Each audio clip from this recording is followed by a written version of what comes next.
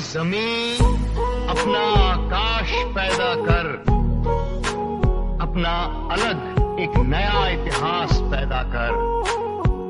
मांगने से जिंदगी कब मिलती है दोस्त, अपने हर कदम में एक नया विश्वास पैदा कर। हेलो स्टूडेंट, आज के इस क्लास में हम बात करने वाले हैं क्लास 9th फिजिक्स के बारे में, जिसमें हम चैप्टर 1 डिस्कस करेंगे। इसके प्रीवियस क्लास में हमने बच्चे थियरी पार्ट कुछ इस चैप्टर से करा दिया है। आज के इस वीडियो में हम न्यूमेरिकल क्वेश्चन को डिस्कस करने वाले हैं। इसी में देखिए, ले लेते हैं question number first. Question number first दिया गया है कि विरामावस्था से राहुल अपनी साइकिल को चलाना शुरू करता है और 30 सेकेंड में 6 मीटर प्रति सेकेंड के वेग को प्राप्त कर लेता है। वह ब्रेक इस प्रकार से लगाता है कि साइकिल का वेग अगले 5 सेकेंड में कम होकर 4 मीटर प्रति सेकेंड हो जाता है।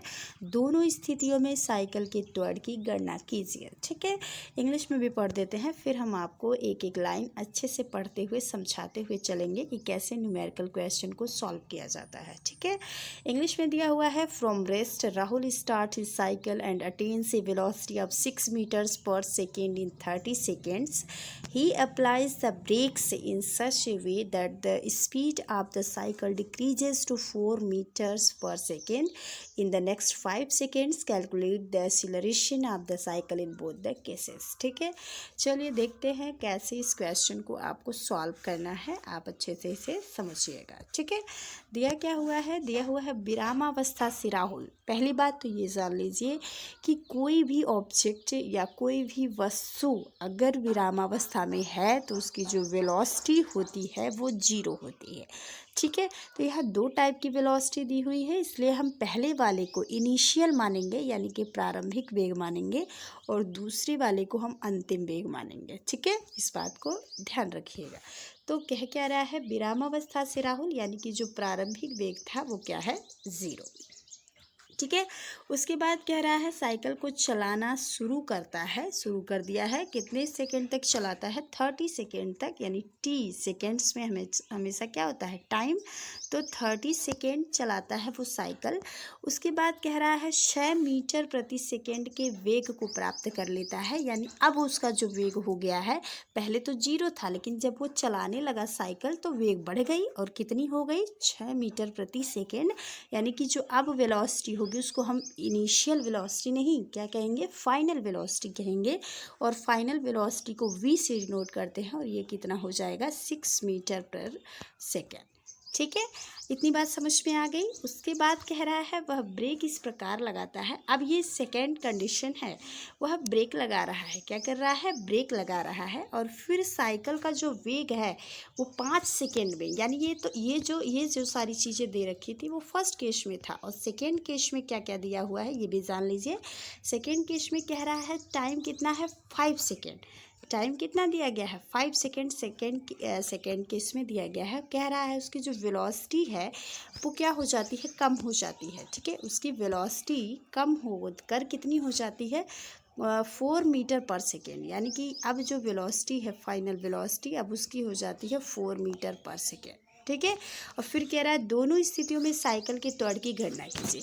अब आप जरा फर्स्ट और सेकेंड केसेस को जरा थोड़ा सा वॉच करिए, देखिए क्या क्या चीज़ें दिया हुआ है। फर्स्ट केस में आपको इनिशियल वेलोसिटी, टाइम और फाइनल वेलोसिटी 3 चीज़ें दिया हुआ है। लेकिन अगर आप सेकेंड केस में देखते हैं तो टाइम और फाइनल वेलोसिटी दिया है लेकिन इनिशियल वेलोसिटी नहीं दिया है। तो बात को जरा समझिएगा, इनिशियल वेलोसिटी अब सेकेंड केस में कौन सा होगा? इसी का जो फाइनल वेलोसिटी था वही सेकेंड केस का क्या हो जाएगा? Initial velocity. यानी कि उसका फाइनल वेलोसिटी कितना था?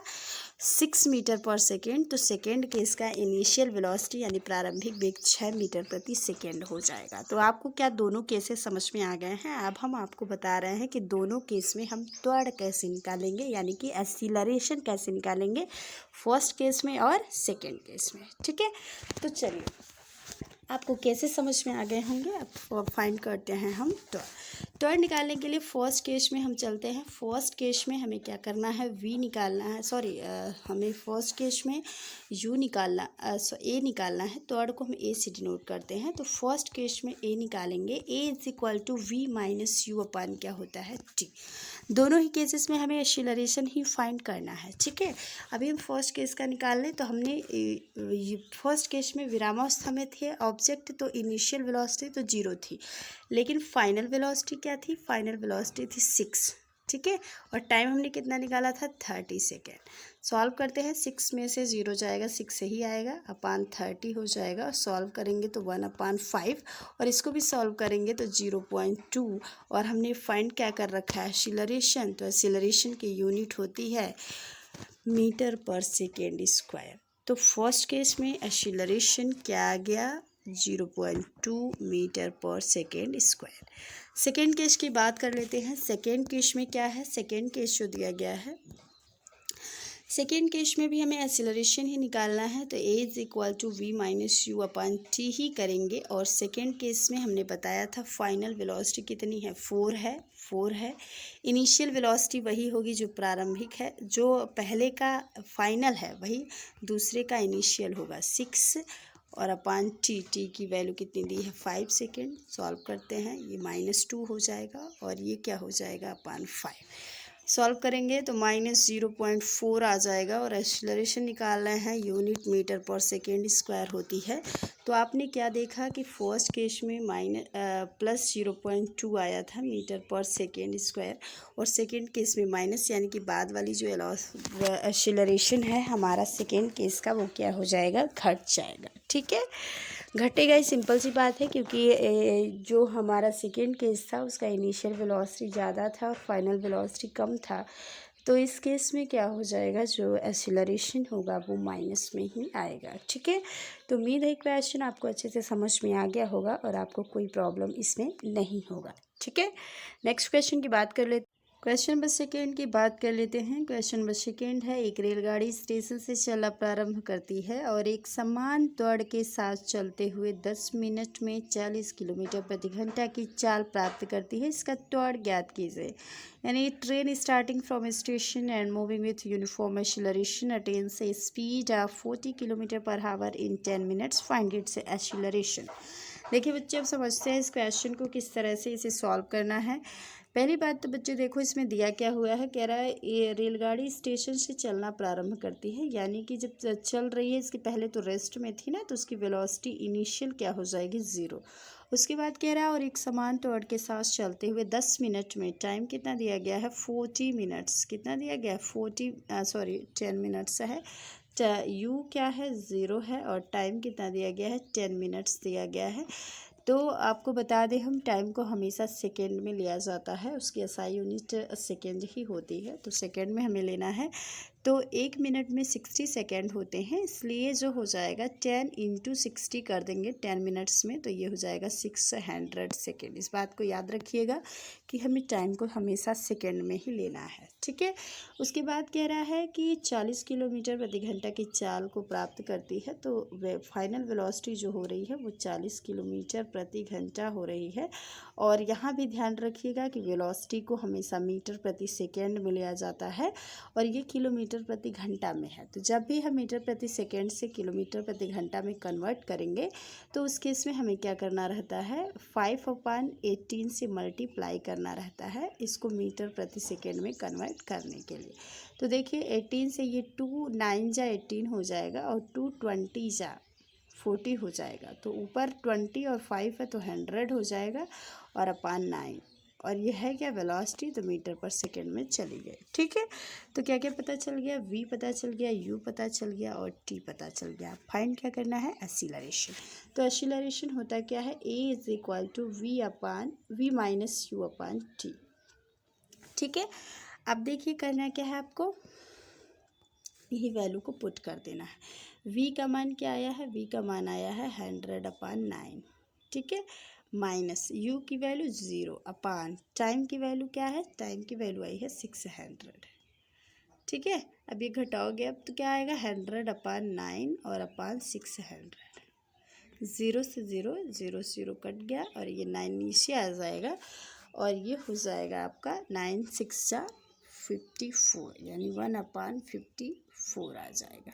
ठीक है, तो हमारा आंसर क्या आ गया 1/54। अगर इसको हम पॉइंट में कन्वर्ट करेंगे तो ये हो जाएगा 0.19 मीटर पर सेकेंड स्क्वायर। तो मेरा ये क्वेश्चन आपको अच्छे से समझ में आ गया होगा। ठीक है। क्वेश्चन नंबर 3 है, एक वस्तु 16 मीटर की दूरी 4 सेकेंड में तय करती है तथा पुनः 16 मीटर की दूरी 2 सेकेंड में तय करती है। वस्तु की औसत चाल बताइए। हमने आपको औसत चाल बताया था, एवरेज वेलोसिटी, उसी पर एक क्वेश्चन है। इंग्लिश में पढ़ देते हैं। दिया है an object covers a distance of 16 metres in 4 second and again covers a distance of 16 metres in 2 second, what will be the average speed of the velocity. ठीक है। तो देखिए इस क्वेश्चन को कैसे सॉल्व करना है। इस क्वेश्चन को सॉल्व करने के लिए आपको सबसे पहले देखिए यहाँ पे क्या क्या दिया हुआ है। 16 मीटर, दूरियां कितनी है 2। एक बार 16 मीटर की दूरी 4 सेकेंड में तय करता है और एक बार 16 मीटर की दूरी कितने में तय करता है 2 सेकेंड में तय करता है। यानी हमारे पास टाइम भी 2 बार है और दूरी भी यानी कि डिस्टेंस भी 2 बार है। ठीक है। तो हमें क्या करना है, एवरेज निकालना है ना। तो हमें सबसे पहले क्या करना पड़ेगा, कुल दूरी और कुल समय निकालना पड़ेगा। तो कुल दूरी क्या हो जाएगा, टोटल डिस्टेंस, कुल दूरी हो जाएगा। देखो यहाँ पे पहला जो था 16 और दूसरा भी क्या है 16। तो टोटल डिस्टेंस जो हमारा हो गया 16 और 16 ये हो गया 32 मीटर। कितना हो गया 32 मीटर। यानी कि हमारे पास जो डिस्टेंस है, ठीक है, डिस्टेंस है वो टोटल कितना आ गया 32 मीटर।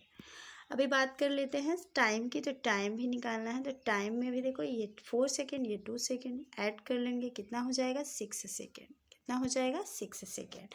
अब हमें एवरेज वेलोसिटी निकालनी है, औसत चाल निकालना है। क्या निकालना है, औसत चाल, यानी कि एवरेज वेलोसिटी। तो औसत चाल कहें या औसत वेग कहें एक ही बात है। ठीक है, चाल ही कह लेते हैं। ठीक है, चाल कहते हैं, चाल पूछा चाल ही कहेंगे। फॉर्मूला दोनों का सेम ही रहता है। तो ये ऊपर हो जाएगा कुल दूरी और बटे कुल लगा समय। ठीक है। तो कुल दूरी कितनी आई है 32। कितना आया है 32 आया कुल दूरी। और क्या कहते हैं टाइम आया है कितना 6। ठीक, सॉल्व करेंगे 2 से कट करो तो ये हो जाएगा 16/3। क्या हो जाएगा 16/3। और 16/3 को जब हम क्या करेंगे पॉइंट्स में कन्वर्ट करेंगे तो ये कितना आ जाएगा 5.33। क्या आ जाएगा 5.33 मीटर। ठीक। तो मेरा क्वेश्चन आपको समझ में आ गया होगा। इसमें 2 तरह की दूरियां दी थी, 2 तरह का टाइम दिया था और आपसे एवरेज पूछ रहा था वेलोसिटी का या हम कहें कि स्पीड का। तो हमें फॉर्मूला दोनों के लिए सेम ही लगाना रहता है, चाहे वो वेलोसिटी पूछे चाहे वो स्पीड पूछे। ठीक है। तो हमने लगाया कि औसत चाल बराबर दूरी को कुल दूरी बटे कुल लगा समय। तो 32/6 था, सॉल्व किए तो 5.33 मीटर पर सेकेंड होगा। ठीक है, क्योंकि ये निकाला हमने क्या वेलोसिटी यानी कि चाल निकाला है हमने।